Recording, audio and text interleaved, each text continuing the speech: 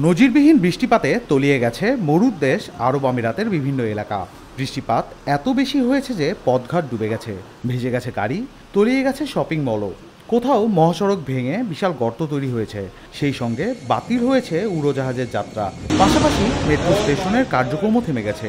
1949 সালের পর থেকে 75 বছরে এমন বৃষ্টিপাত দেখেননি সংযুক্ত আরব আমিরাতের মানুষ। খালিজ টাইমস জানিয়েছে, সোমবার রাত থেকে মঙ্গলবার রাত পর্যন্ত মুষলধারায় বৃষ্টিপাত আগের সব রেকর্ড ছাপিয়ে গেছে।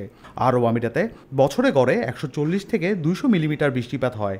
সেখানে দেশটির আল আইন শহরের খাতাম আল সাকরা এলাকায় 24 ঘন্টার কম সময়ে 254 মিলিমিটার বৃষ্টিপাত রেকর্ড করেছে আবহাওয়া কর্তৃপক্ষ।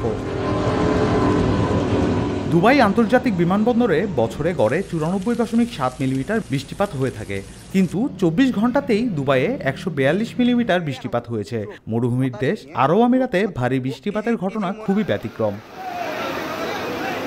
সোমবার রাত থেকে মঙ্গলবার রাত 9টা পর্যন্ত তুমুল বৃষ্টিপাতে দুবাইয়ের পথঘাট ও বিমানবন্দরের ট্যাক্সি চলাচলের পথ তলিয়ে যায়। বৃষ্টির কারণে বিমান চলাচল বন্ধ রাখতে হয়। বিমানবন্দরে আসা যাত্রীদের চেক ইন প্রক্রিয়াও স্থগিত রাখা হয়।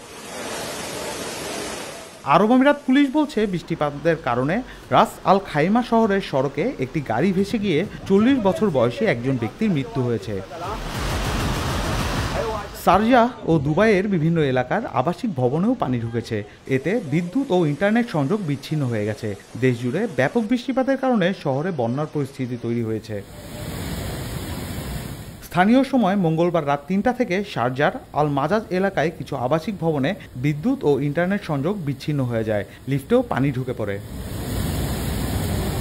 Dubai roads and transport authority বলছে, বিরূপ আবহাওয়া পরিস্থিতির কারণে আবু হাইল স্টেশন থেকে গোল্ড সোক স্টেশন পর্যন্ত মেট্রো রেল পরিষেবা ব্যাহত হয়েছে। যাত্রীদের জন্য বাস সার্ভিসের ব্যবস্থা করা হয়েছে।